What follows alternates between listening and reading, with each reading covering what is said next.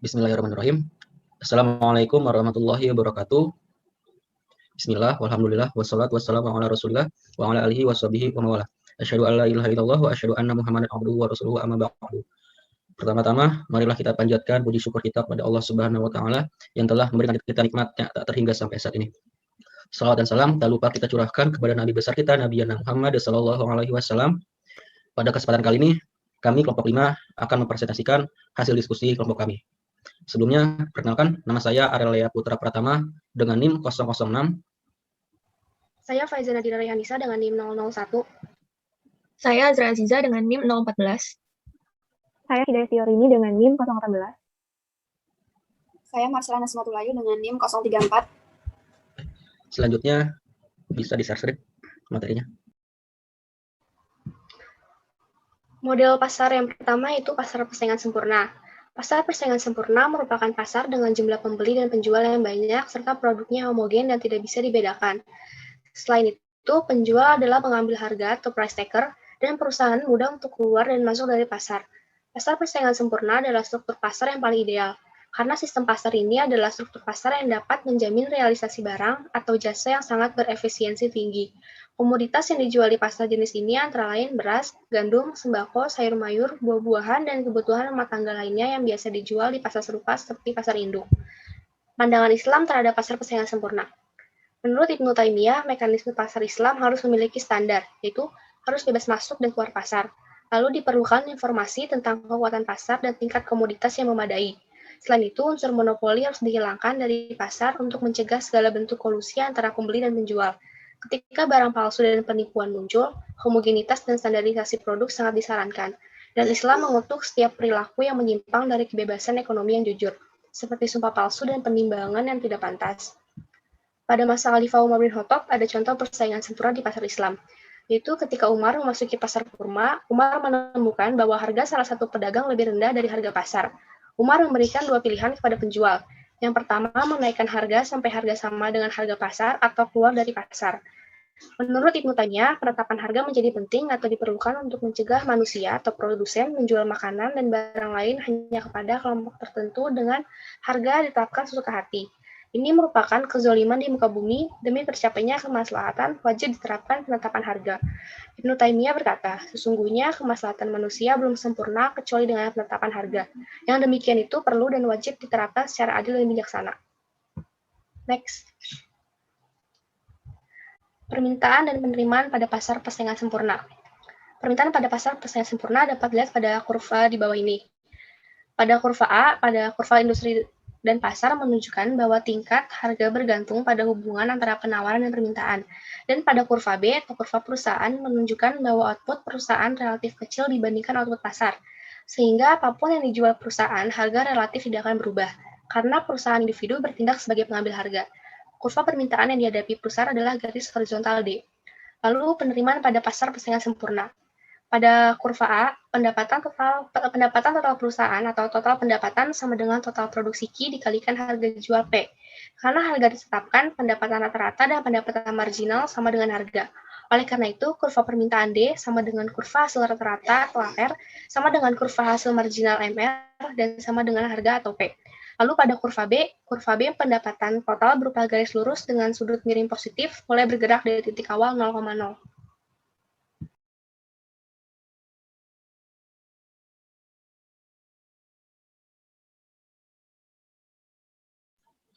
Selanjutnya, pasar monopolistik. Pasar monopolistik adalah sebuah bentuk pasar di mana ada banyak produsen yang saling berkompetisi dengan produk yang hampir serupa, namun memiliki beberapa perbedaan. Perbedaan ini yang menjadi ciri khas dari produk yang dijual oleh masing-masing produsen. Selanjutnya ada ciri-ciri pasar monopolistik. Pertama, terdapat banyak penjual. Terdapat banyak penjual dalam pasar persaingan monopolistik, namun demikian tidak sebanyak dalam pasar persaingan sempurna. Perusahaan dalam pasar monopolistik mempunyai ukuran yang relatif sama besarnya. Keadaan ini yang menyebabkan produk suatu perusahaan relatif sedikit kalau dibandingkan dengan keseluruhan produk dalam pasar keseluruhannya. Yang kedua, barangnya bersifat berbeda corak. Ciri ini merupakan sifat yang penting di dalam membedakan antara persaingan sempurna dan monopolistik. Perusahaan dalam persaingan monopolistik berbeda coraknya dan secara fisik mudah dibedakan di antara produksi suatu perusahaan dengan produksi perusahaan lainnya. Yang ketiga, perusahaan mempunyai sedikit kekuasaan mempengaruhi harga. Kekuasaan mempengaruhi harga pada perusahaan monopolistik bersumber dari sifat kurang barang yang dihasilkan, yaitu sifat berbeda corak atau different product. Perbedaan ini menyebabkan para pembeli bersifat memilih, yaitu lebih menyukai barang dari perusahaan tertentu dan kurang menyukai barang yang dihasilkan perusahaan lainnya. Yang keempat, kemasukan dalam industri relatif mudah. Perusahaan yang akan masuk dan ingin menjalankan suatu usaha di dalam persaingan monopolistik tidak akan banyak mengalami hambatan. Hambatan yang dihadapi tidaklah seperti di dalam pasar oligopoli dan monopoli. Yang kelima, persaingan mempromosi penjualan yang sangat aktif. Harga bukanlah penentu utama dari besarnya pasar dari perusahaan-perusahaan dalam pasar monopolistik. Suatu perusahaan mungkin menjual barangnya dengan harga relatif tinggi, tetapi masih tetap menarik banyak langganannya. Keadaan seperti itulah menimbulkan daya tarik berbeda kepada para pembeli. Maka untuk mempengaruhinya, para pengusaha melakukan persaingan bukan harga, melainkan antara lain ialah memperbaiki kualitas maupun desain barang. Next. Selanjutnya, pasar monopolistik dalam perspektif Islam. Sistem pasar dalam monopolistik adalah dengan bersaing secara sehat. Mereka mengeluarkan produk sejenis tapi mempunyai kelebihan dan kekurangan masing-masing. Dalam pandangan Islam, monopolistik dianggap tidak bermasalah dengan struktur pasar. Produsen pada pasar monopolistik menentukan harga sesuai dengan harga pasar.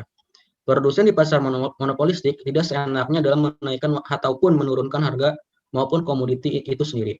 Dalam agama Islam, dikatakan bahwa transaksi jual beli itu tidak dilarang, melainkan ribalah yang sesungguhnya dilarang.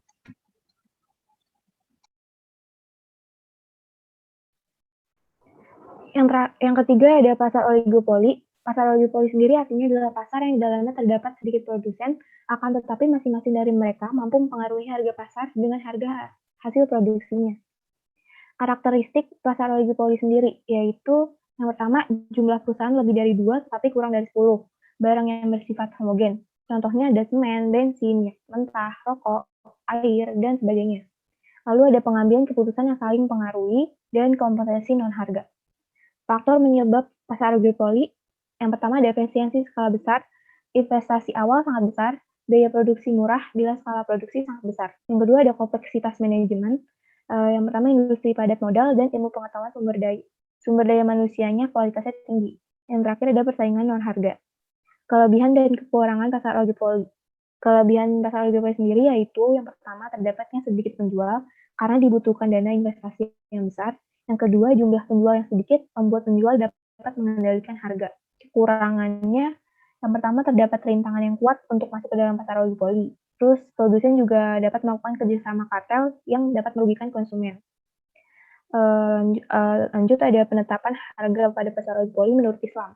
Penetapan harga dalam Islam sesungguhnya tidak diperbolehkan karena akan menyebabkan naiknya suatu persaingan akibat pasar yang bebas dan juga akan mengakibatkan kekurangan jumlah produksi, yang akhirnya nanti akan menyebabkan kelangkaan barang. Islam juga melarang adanya diskriminasi harga yang bertujuan untuk menipu penjual atau pembeli yang tidak tahu harga sesungguhnya yang berlaku dalam pasar pada saat itu. Namun dalam rangka menjaga keadilan di antara produsen dan konsumen, pemerintah berhak untuk menetapkan harga. Dalam menetapkan harga, pemerintah harus memikirkan kemaslahatan para pedagang dan para konsumen agar tidak merasa dirugikan. Lanjut ada model-model oligopoli. Model yang pertama ada model kolusi, yaitu terjadi bila kesepakatan penentuan harga dan penentuan kuantitas output terjadi secara eksplisit. Berupa kartel, yaitu sejumlah produsen yang membentuk kelompok dan membuat keputusan tentang output yang akan dihasilkan secara bersama-sama. Keputusan dalam kartel ini mengarah ke monopoli. Yang kedua ada model cornet, yaitu duopoli, masing-masing produsen menerima output produsen sebagai fakta yang konstan. Lalu dia sama-sama bertujuan memaksimalkan laba. Yang ketiga adalah model kurva permintaan patah. Produsen pesaing akan mengikuti produsen yang telah melakukan penurunan harga, tetapi tidak mengikuti produsen yang menaikkan harga. Lanjut ada produsen yang menaikkan harga akan kehilangan sebagian besar langganannya. Terus produsen yang di pasar oligopoli tidak akan bisa menaikkan pangsa pasar dengan cara menurunkan harga. Karena pesaing lain akan mengimbangi penurunan harga tersebut. Produsen pasar oligopoli akan bersaing lewat kualitas, desain, produk, perikanan, dan layanan. Yang terakhir ada model kepemimpinan harga. Pasar terdiri dari satu produsen besar dan sejumlah produsen pesaing yang lebih kecil. Produsen yang mendominasi bertujuan memaksimalkan laba. Produsen yang mendominasi memberi kesempatan pada produsen pesaing untuk menjual semua output pada harga yang telah ia tetapkan. Lanjut, ada kuantitas output yang diproduksi oleh produsen pemimpin adalah selisih antara permintaan pasar dan kuantitas output produsen kecil. Produsen kecil sendiri berfungsi sebagai penghambat kekuatan pasar produsen pemimpin. Produsen pemimpin menjadi monopolis dengan cara menurunkan harga, sehingga mendorong produsen kecil keluar dari pasar. Setelahnya, pasar dimonopoli oleh produsen pemimpin dan dapat menaikkan harga kembali. Model pasar yang keempat yaitu pasar monopoli. Monopoli adalah keadaan di mana di pasar hanya ada satu orang penjual, sehingga tidak ada pihak lain yang menyainginya. Frank Fisher juga menjelaskan bahwa monopoli sebagai kemampuan bertindak dalam menentukan harga dengan caranya sendiri. Sedangkan menurut pandangan Islam, monopoli dianggap memiliki kemiripan dengan ihtikar yang diatur dalam hukum Islam. Ihtikar adalah penimbunan suatu kebutuhan manusia baik berupa barang, manfaat, atau jasa oleh pedagang untuk menunggu harga naik yang mengakibatkan kemudaratan bagi masyarakat setempat. Selanjutnya ada faktor dari timbulnya monopoli. Yang pertama, memiliki sumber daya yang unik. Yang kedua, kekuasaan monopoli yang diperoleh melalui peraturan pemerintah. Dan yang ketiga, dapat menikmati skala ekonomi. Next. Selanjutnya ada maksimalisasi laba di pasar monopoli. Pada pasar monopoli, laba maksimal tercapai ketika jumlah output berada di tingkat di mana marginal cost sama dengan marginal revenue.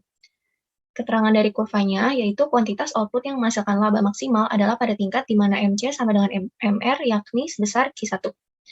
Selanjutnya ada Dithway Loss. Dithway Loss menunjukkan inefisiensi pada pasar monopoli. Karena pada saat itu produsen menetapkan harga di atas marginal cost atau P lebih besar dari MC. Keterangannya, karena produsen menetapkan harga sebesar P1, di mana P lebih besar dari MC untuk memaksimalkan laba, sedangkan level output efisien adalah titik X, maka area segitiga yang terbentuk area VWX merupakan Dithway Loss.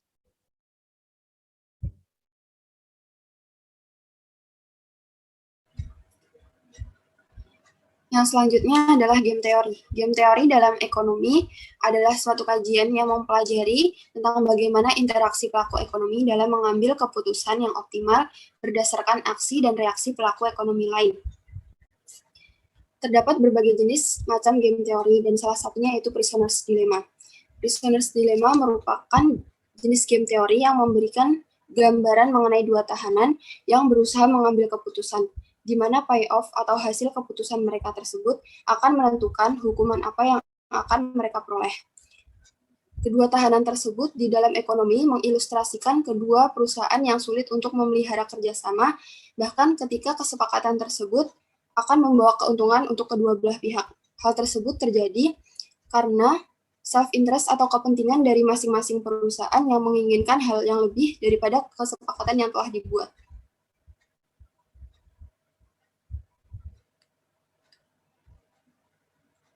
Situasi ketika satu pihak menentukan strategi yang terbaik bagi dirinya tanpa memandang strategi pihak lain disebut sebagai strategi dominan atau dominan strategi. Sementara saat semua pihak memilih strategi yang optimal menurut mereka, pada saat itulah tercapai Nash equilibrium. Dengan kata lain, Nash equilibrium terjadi apabila satu pihak tidak mengubah strategi yang dipilih selama pihak lain tetap pada strategi yang sama. Terlihat pada tabel 1, terdapat penjual A dan penjual B. Ketika penjual A memutuskan untuk menghasilkan 100 output botol, maka keputusan yang seharusnya B ambil yaitu memproduksi pada tingkat 150 output botol. Dengan demikian, profit yang diperoleh B akan lebih besar daripada profit yang diperoleh A. Demikian ketika A memproduksi pada 150 botol, B juga tetap memproduksi pada 150, dengan demikian profitnya akan sama. Maka strategi dominan B yaitu memproduksi pada tingkat 150 botol. Hal tersebut sama ketika B memproduksi pada 100 ataupun 150, yaitu A tetap harus memproduksi pada 150 karena profit yang dihasilkan A akan lebih besar daripada ketika A memproduksi pada output 100. Maka strategi dominan A sama dengan B yaitu memproduksi pada 150 botol. Dengan kondisi demikian, Nash equilibrium A dan B terbentuk, yaitu produksi pada tingkat 150 output botol. Sekian dari presentasi kelompok kami. Mohon maaf apabila ada kesalahan. Wabillahi taufiq wal hidayah. Wassalamualaikum warahmatullahi wabarakatuh.